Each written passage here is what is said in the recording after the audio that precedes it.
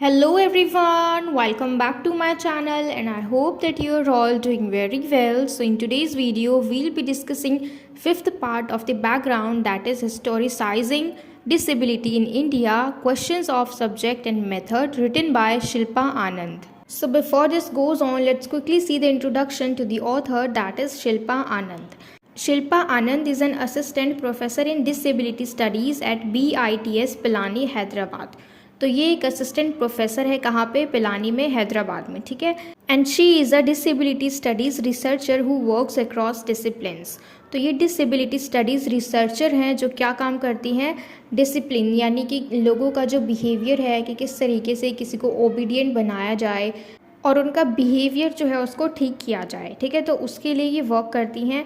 And her research interests include disability history and culturally diverse notion of corporeality. और इनका जो interest है research करने में वो किस किस चीज़ को इंक्लूड करता है, डिसेबिलिटी हिस्ट्री यानी जो हिस्ट्री है, जो बीत चुका है इतिहास में, जो डिसेबिलिटी थी उसको लोग किस नज़रिए से देखते थे एंड कल्चरली कैसे देखते थे। कॉर्पोरियलिटी जो नोशंस थे, इसका मतलब होता है शारीरिक रूप से जो भी विचार थे उनके, अगर कोई डिसेबल्ड है तो उनके लिए, ठीक है। तो ये सारी चीज़ों के बारे में इनका रिसर्च होता था क्योंकि इनका जो इंटरेस्ट है वो इन्हीं सारी चीज़ों को इंक्लूड करता है, ठीक है। तो ये था हमारा छोटा सा इंट्रोडक्शन टू दी ऑथर। अब हम चलते हैं ब्रीफ इंट्रोडक्शन पे।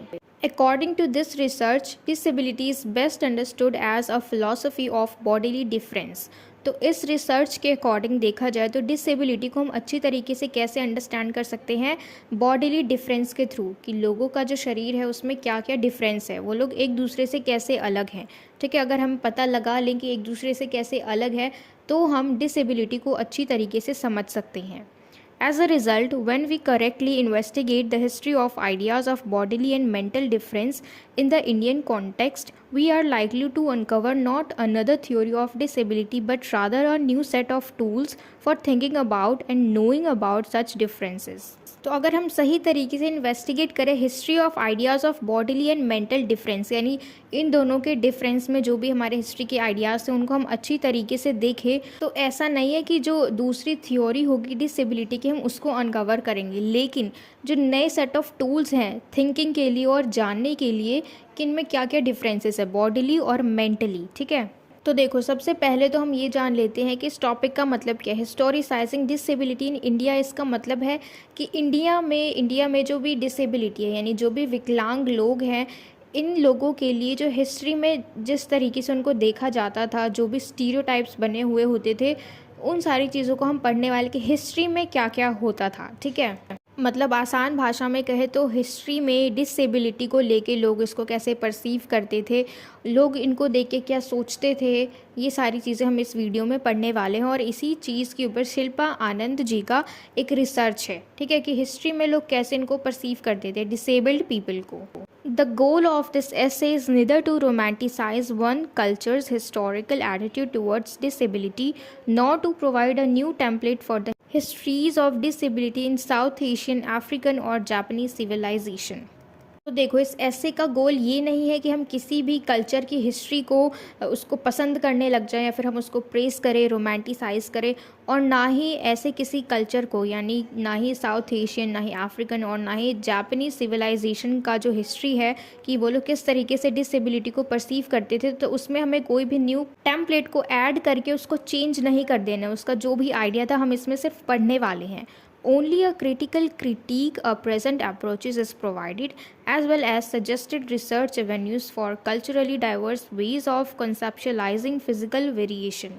तो हिस्ट्री में जो भी चीज़ था उसके साथ साथ हम प्रेजेंट टाइम के क्रिटिकल क्रिटिक जो हैं, जो भी अभी के आलोचक हैं, वो भी देखने वाले हैं। साथ ही साथ कल्चरली भी जो फिज़िकल वेरिएशन है हम उसको भी देखने वाले हैं। तो अब हम चलते हैं समरी और एनालिसिस की तरफ। For most disabled people, ignorance displayed by the social world colors the formation of identity. There is a possibility that individuals who are designated as different may not see themselves as crippled, poor or disabled. तो देखो, ज़्यादातर जो disabled people हैं उनके लिए जो ignorance है, जैसे कि हम उनको इग्नोर कर देते हैं, उनकी चीज़ों को, उनकी बातों को ध्यान से नहीं सुनते हैं, ठीक है, तो उनको हम इग्नोर करते हैं, उनको लेस इम्पॉर्टेंट मानते हैं, तो ये चीज़ हमारी आइडेंटिटी को हम शो करते हैं। और जैसे कि हम लोगों को देख के, डिसेबल्ड पीपल को देख के उन्हें कहते हैं कि वो लोग अलग हैं, जैसे कि हम उनको बोलते हैं डिफरेंट हैं वो लोग, different from us, different from normal people. तो ये जो वर्ड है डिफरेंट, तो ऐसा नहीं है कि अगर वो लोग डिसेबल्ड हैं तो ये चीज़ वो भी एक्सेप्ट करे कि वो लोग डिफरेंट हैं, ठीक है। ऐसा तो हम समझते हैं कि वो लोग हमसे अलग हैं, लेकिन हर वक्त ये नहीं होता कि वो लोग खुद को क्रिपल समझते हैं, बेचारे समझते हैं, पुअर समझते हैं या डिसेबल्ड समझते हैं, ठीक है। लेकिन हम उनको we make them realize that they are poor, crippled, disabled, लेकिन वो लोग खुद को ऐसा नहीं समझते जब तक हम ना समझे ये चीज़। Disability has often been considered as a symbolic representation of mythologically constructed perceptions, such as it being a symbol of immortality, foolishness, destructive powers, etc. तो देखो डिसेबिलिटी जो है इसको किस तरीके से कंसिडर किया जाता है, as a symbol representation of mythologically constructed perception such as it being a symbol. जैसे कि ये जो अगर डिसेबिलिटी है तो ये एक किसी भी चीज़ का सिंबल हो सकता है, जैसे इमोर्टैलिटी का, फुलिशनेस का, डिस्ट्रक्टिव का और पावर्स का, ठीक है। तो ये एक तरीके से साइन है, एक तरीके से सिंबल है इन सारी चीज़ों का। A scrutiny of Indian mythological literature and world's major scriptures like Bible and Quran in this direction shows that orthodox regarding disability is firmly rooted in the mindset that it becomes impossible to obliterate the myths constructed by them and that these prejudices are perpetually prevalent in our society। तो देखो एक जांच के हिसाब से Indian mythology, literature और world's major scriptures like Bible और Quran, इनके अकॉर्डिंग अगर हम देखा जाए तो इसमें देखो जो डिसेबिलिटी है वो firmly rooted in the mindset, यानी ये दिमाग में बहुत अच्छी तरीके से बैठ चुकी है। दैट इट बिकम्स इम्पॉसिबल, तो अब ये चीज़ बहुत ही ज़्यादा इम्पॉसिबल है इस चीज़ को काटने के लिए कि हम ये चीज़ भूल जाएं बिल्कुल जो भी मिथ्स उन्होंने बनाए हैं, और इसीलिए ये सारे मिथ्स अभी तक भी हमारी सोसाइटी में प्रेजेंट टाइम में अभी भी प्रेजेंट है। And in Indian mythological literature, it can be observed that characters with disability have been portrayed in various forms। तो देखो हमारे इंडियन मिथोलॉजी के हिसाब से अगर हम देखा जाए तो ऐसे कैरेक्टर्स जो डिसेबल्ड हैं, यानी ऐसे लोग जो विकलांग हैं, उन्हें हम अलग तरीके की क्वालिटीज़ दे देते हैं, उनमें ज़्यादातर हम बुराई दिखाते हैं, ठीक है। अलग अलग फॉर्म्स में वो लोग होते हैं। It should be noted that the Hindu believes in the karma theory और that the present life is the result of one's past lifes deeds और कर्मा। तो देखो ये बात तो सच है कि जो हम हिंदू लोग हैं वो इस चीज़ में बिलीव करते हैं, यानी कर्मा थ्योरी में बिलीव करते हैं कि अगर हम आज अच्छा कर्म करेंगे तो वो चीज़ हमें आगे मिलेगी, और अगर हमने पहले कुछ अच्छा किया है तो वो हमें आज मिल रहा है, ठीक है। अगर अच्छा किया है या बुरा किया है तो उसका फल हमें आज की ज़िंदगी में हमें मिल रहा है, तो ऐसा हम मानते हैं। फॉर इंस्टेंस इन ज्योतिष विद्या यानी astrology and Jataka Katha 3 kinds of karma have been described, यानी इनमें 3 तरीके के कर्मा जो है वो डिस्क्राइब किया गया है। And according to नीति शतक श्लोक, it is believed that a person who is able to see with one eye cannot be a sage, holy person, sage का मतलब साधु, because he or she is impure। तो देखो इसमें क्या माना जाता है, नीति शतक श्लोक के अनुसार ऐसा माना जाता है कि अगर कोई इंसान एक आँख से देख सकता है, और उसको हम हिंदी में क्या कहते हैं, काना, ठीक है, तो ऐसा इंसान जो एक आँख से देख सकता है तो वो सेज नहीं बन सकता। क्यों? क्योंकि वो इम्प्योर है। वो लड़का भी हो सकता है, वो मेल भी हो सकता है और फीमेल भी हो सकता है। अगर उनके अंदर फिजिकली कुछ भी कमी है तो वो सेज नहीं बन सकते, यानी साधु या साध्वी वो लोग नहीं बन सकते। क्यों? क्योंकि वो लोग इम्प्योर माने जाते हैं। And the old testament of the Bible excluded disabled people from the society. और अगर हम पुराने बात करें, बाइबल में जो भी पुरानी चीज़ें थी उसकी बात करें तो उसमें हम देख सकते हैं कि जो भी डिसेबल्ड पीपल हैं उनको सोसाइटी से अलग रखा जाता था, यानी समाज से उनको अलग रखा जाता था। For instance, the command in Leviticus 21 that no one who has a blemish may be a priest. Disability has been viewed as the result of punishment and sin.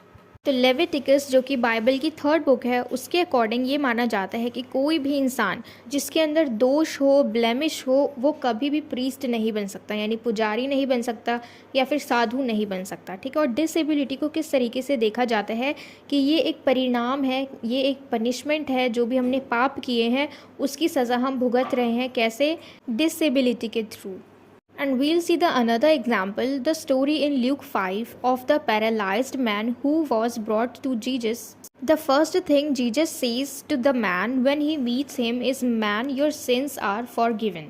तो ऐसे ही देखो बाइबल में एक और स्टोरी है कि एक पैरालाइज्ड इंसान होता है, उसको जीसस के पास लेके जाया जाता है, ठीक है। और जीसस उसको देखते के साथ ही कहते हैं कि तुम्हारे जो भी पाप है वो सारे माफ़ कर दिए गए हैं। अब देखो यहाँ पे इस बुक में इतना तो नहीं बताया गया कि उन्होंने ऐसा क्यों कहा, तो शायद उन्होंने ऐसा इसलिए कहा होगा उस पैरालाइज्ड मैन को देख के, क्योंकि देखो जो इंसान है जो पैरालाइज है यानी उसको उसके कर्मों की सज़ा मिल चुकी है और इसीलिए वो पैरालाइज है। तो शायद इसीलिए जीसस ने उस पैरालाइज्ड मैन को ऐसा कहा कि उसने जो भी पाप किए थे वो माफ़ कर दिए गए हैं। कैसे माफ़ कर दिए गए? क्योंकि उसको उसकी सज़ा मिल चुकी है और वो अभी एक पैरालाइज्ड मैन है, ठीक है। तो शायद ऐसा इसीलिए कहा गया होगा। And mythological sources and religious scriptures have played an impactful role in perpetuating such perceptions about disability. तो देखो mythological sources जो भी हैं, जो भी कहने वाली बातें हैं, जो भी myths हैं और जो हमारी religious scriptures हैं, उन्होंने बहुत ही ज़्यादा इम्पैक्टफुल रोल प्ले किया है, क्योंकि जो भी अभी हमारे परसेप्शंस हैं अबाउट डिसेबिलिटी वो अभी तक चलते आ रहे हैं। India's disability history has been studied by both western and Indian experts. तो हमारी इंडियन डिसेबिलिटी हिस्ट्री को दोनों तरीक़ों से पढ़ा गया है, वेस्टर्न एक्सपर्ट्स के थ्रू भी और इंडियन एक्सपर्ट्स के थ्रू भी। And many individuals with impairments are shown in a bad light in the epics Mahabharata and Ramayana. The dethronement of Dhritarashtra, the Mahabharata's blind ruler, as well as the characterization of Shakuni, who has an orthopedic deformity, and Manthara, Ramayana, a dwarf lady as terrible characters. तो देखो काफ़ी सारे लोग जो कि impairments यानी उनके अंदर कुछ ना कुछ फिजिकली कमी है, ठीक है। तो ऐसे काफ़ी सारे लोग महाभारत और रामायण में, ठीक है, इनमें दिखाए गए हैं जो कि बहुत ही बैड कंडीशन में है। तो सबसे पहला एग्जाम्पल है धृतराष्ट्र का, ठीक है, जो कि राजा थे और वो ब्लाइंड थे और उनको उनकी गद्दी से हटाया गया था क्योंकि वो ब्लाइंड थे और ऐसा माना गया कि वो इस पोजीशन के लिए ठीक नहीं है। फिर है शकुनी, ठीक है, जो कि महाभारत में थे और वो लेम थे और उनका जो लेमनेस है उसको उनके बिहेवियर से एसोसिएट किया गया, उनका जो क्रूअल बिहेवियर था उससे। फिर है मंथरा, जो कि एक ड्वार्फ लेडी थी और उनको बहुत ही ज़्यादा टेरिबल कैरेक्टर्स दिए गए थे, मतलब उनका भी नेगेटिव कैरेक्टर था, ठीक है। तो इन सब को जो भी ये लोग हैं जो डिसेबल्ड हैं उन सब को नेगेटिव कैरेक्टरिस्टिक्स एसोसिएट किए गए। As a result, when we properly study the history of conceptions of bodily and mental difference in the Indian setting, we will likely discover not another theory of disability but rather another cluster of methods of thinking and knowing about such differences. तो देखो अगर हम सही तरीके से bodily और mentally difference को देखेंगे या जानेंगे तो शायद हम डिसेबिलिटी की नई थ्योरी को नहीं ढूंढेंगे बल्कि अपनी जो थिंकिंग है उसको बदलेंगे, ठीक है। क्योंकि देखो हम सब चीज़ ये चीज़ हम सबको क्लियर है, ये सारी चीज़ें जो हैं वो जैसे चलती थी वैसे चलती आ रही हैं, लेकिन कुछ चीज़ों को हम अपने अकॉर्डिंग चेंज कर देते हैं ये बोल के कि ज़माना आगे बढ़ रहा है तो हमें कुछ चेंजेस लाने चाहिए, है ना, मतलब थिंकिंग चेंज करनी चाहिए, सोच बदल रही है सबकी, तो इस तरीके से तो फिर हमारी सोच भी बदलनी चाहिए रिगार्डिंग डिसेबिलिटी। तो अगर हम पुराने थ्योरी या फिर पुराने स्क्रिप्चर्स या फिर पुराने मिथोलॉजी के साथ उनको लेके चलेंगे, उनके अकॉर्डिंग सोचेंगे, डिसेबल्ड पीपल के लिए डिसेबिलिटी को उनके अकॉर्डिंग देखेंगे, तो फिर अभी के टाइम में वो चीज़ गलत हो जाएगी। क्योंकि अगर हम कह रहे हैं कि ज़माना बदल रहा है, सबकी सोच आगे बढ़ रही है, हम ओपनली सब कुछ कर रहे हैं, तो इस मामले में क्यों नहीं, क्योंकि जो लोग डिसेबल हैं वो भी तो हमारी तरह ही है, नॉर्मल। और अगर डिसेबल्ड पीपल खुद अपने आप को नॉर्मल मानते हैं तो फिर हमें इसमें क्या हर्जा है ना, तो हमें भी उनको नॉर्मल ही मानना चाहिए। तो आज की इस वीडियो में इतना ही और मुझे पूरी उम्मीद है कि आप सबको ये वीडियो क्लियर हो गई हो, ये ऐसे सबको समझ में आ गया हो। And if so then please let me know in the comment box if you like this video and share it with your friends as well so that they can get help from it. And don't forget to subscribe my channel and till we meet in the next video, keep learning.